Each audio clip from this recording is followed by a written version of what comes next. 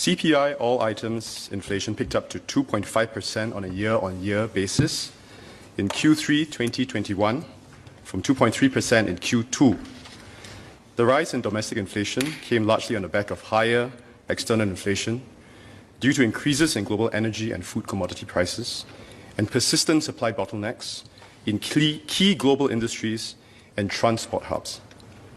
On the energy front, crude oil prices have risen to above US $80 per barrel since early October on account of the decision by OPEC Plus to keep supply increases modest, even as oil demand continues to pick up due to the global economic recovery and the rally in global natural gas prices.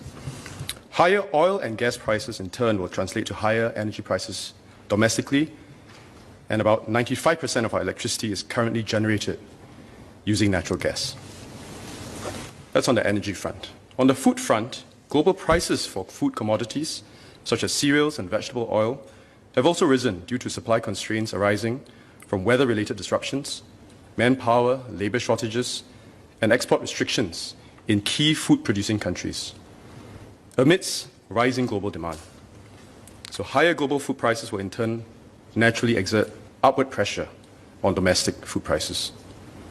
Meanwhile, supply bottlenecks for goods such as semiconductors and congestions at ports around the world have contributed to a rise in the prices of imported consumer goods in Singapore.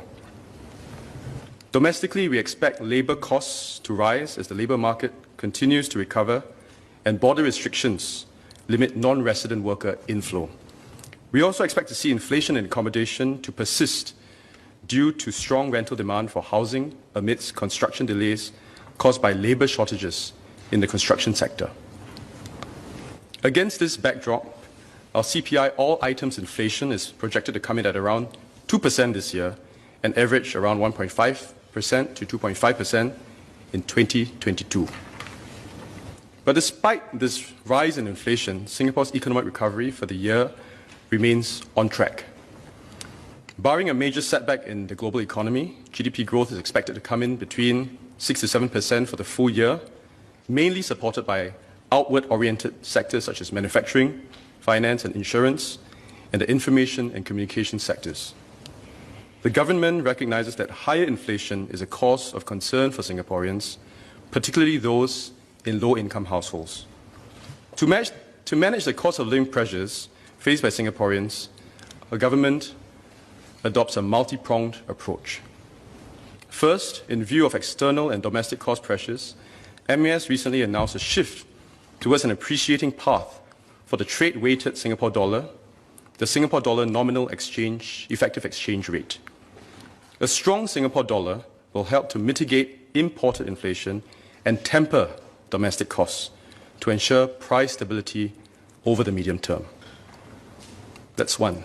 Second, the government strives to maintain and manage domestic supply-side constraints, and these include the supply of industrial and commercial spaces to help moderate business costs increases and reduce the knock-on impact on consumer prices. During the pandemic, the government has also disbursed rental relief to help businesses cope with their rental costs. In addition, policy measures such as the Wage Credit Scheme, the Jobs Support Scheme, and the Jobs Growth Incentive Scheme provide some support for businesses in terms of their manpower and labour costs. Third, to mitigate the impact of rising global food prices, the government has diversified our food import sources to help ensure that the prices of our food supplies remain competitive. Fourth, we will continue to pay particular attention to Singaporeans from lower income households who need support for their basic living expenses.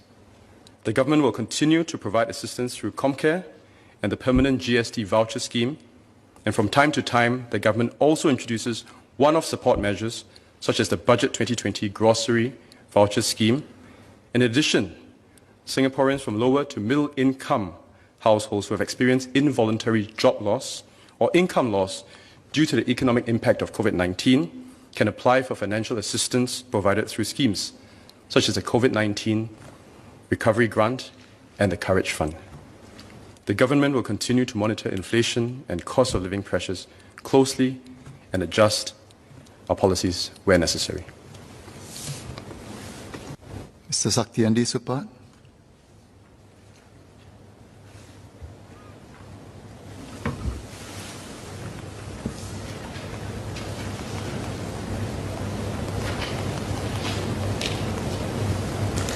Mr. Speaker, I'd like to thank MOS for his detailed answers. I have just one SQ and somewhat related to question number 5 as well. Can MOS give, beyond the mitigation measures that MOS mentioned just now, which I'm very thankful for in terms of support for expenses and other mitigation measures, give an update on other preemptive efforts? For example, the Retail Price Watch Group, or RPWG. An update on that would be quite useful because almost slightly more than a decade ago, we created that to keep a watch on retail prices and address concerns on any alleged profiteering and excessive pricing of daily necessities and food items. And I think about the role of cooperation with retailers going forward as a price stabilizer. I think that element of preemptive efforts might be useful at this point in time as we proceed into 2022. If we can have further updates, please, MAS. Thank you.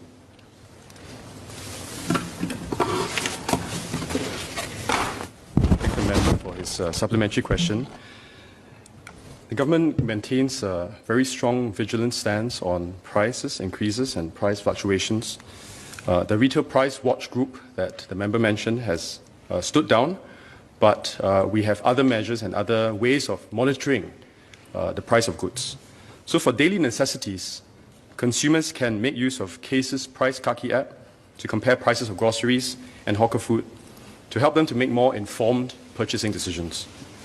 And to also help Singaporeans cope with higher prices for their daily necessities, the government continues to work with cooperatives such as NTUC Fair Price and community support programs such as the price freezes on essential items under their house brand over the period of March 2019 to December 2020. But as I mentioned earlier on, I wanted to just reinforce that it is a whole multi-pronged approach, a broad and expansive approach that the government is taking to tackle inflation. We've mentioned earlier on MAS's monetary policy adjustments, the government managing supply-side constraints, which is not unique to Singapore but globally. Third is to diversifying food import sources and energy sources over the long term, as we have debated in the House for the last 2 days. And of course, our particular focus and assistance to lower-income households, including, for example, USAVE vouchers for households living in 4-room or smaller HDB flats to help them with utility bills. So our approach has been multi-pronged. Our approach has been wide and expansive and broad to help our people to cope with inflation. Thank you. Mr. Liang.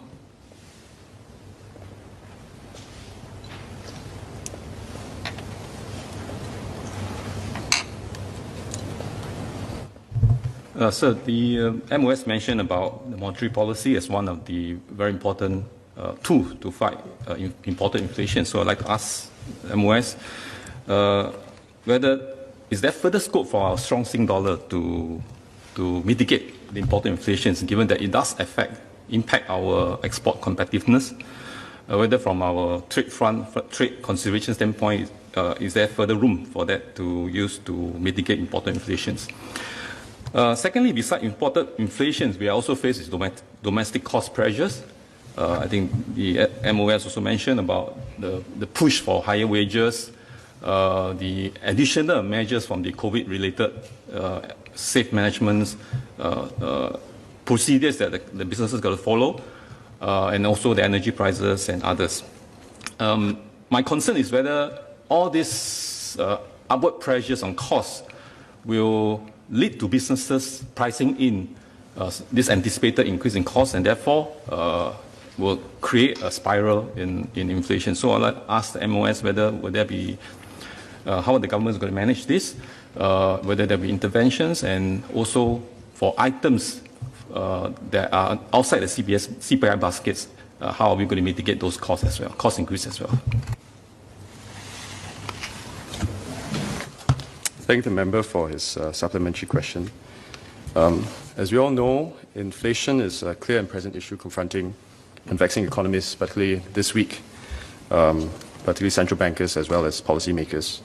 If you look at it, US consumer price inflation is at 5.4%, highest in 13 years. South Korea just announced that it had inflation hit a high, 10-year high in October as well. The MAS, as I earlier updated, it had already made a decisive move on October 14 by raising the slope of the Singapore dollar nominal effective exchange rate. And it had also said that it would continue to track the growth and inflation trajectories over the next few quarters. This is one tool in the toolbox. There are many others, and maybe I just share with the member how we are dealing with the inflationary issues. If you look at the thing as a whole, this issue has been more acute because of two major challenges. The first is that the supply side constraints, and the second is the economic rebound. So the supply side constraints have been in place pre-COVID, but accentuated during COVID. The economic pickup will lead to pent-up demand, economic rebounding, and so you have huge demand, but then continued supply constraints. But if you look at what's happening right now, despite all of these input prices, our exports, in fact, have seen a very strong recovery this year. Our non-oil domestic exports increased 9.1% year-on-year in Q3 21, following the 10.1% expansion in 2Q 21. So this NODX growth, in fact, in third quarter of 21 was driven mainly by exports of non-electronic products such as specialized machinery, petrochemicals, and pharmaceuticals. So when our exports are strong, it means also that when our export performances are strong, it also means that our exports remain competitive in the international markets. And we must keep these markets open so that our goods can flow out, and it also manages a hedge against other price increases inbound. How do we do so? Well, member knows that we have undertaken a whole slew and suite of major trade facilitation and multilateral frameworks such as RCEP, CPTPP. It builds upon our existing FTAs with major trade partners representing 85% of global GDP. At the same time, the other way to manage this is to ensure that our supply chains remain connected. And that means diversifying our import and export markets. We have and are negotiating and successfully concluded negotiations on the Pacific Alliance Singapore Free Trade Agreement. It is another arrow in our quiver such that we can open up new markets for our exports to alleviate, again, inflationary pressures. We will also continue to support local enterprises so they can deepen their export capabilities, seize opportunities in the global economy, and ensure our export remain relevant and competitive in the international market in the long term. The other aspects to reduce inflationary pressures include also the supply of industrial and commercial spaces to help moderate business costs and reduce the knock-on impact on consumer prices. And these also include measures such as reducing rental relief to help business cope with their rental costs and hopefully have knock-on effects to consumers as well. Thank you.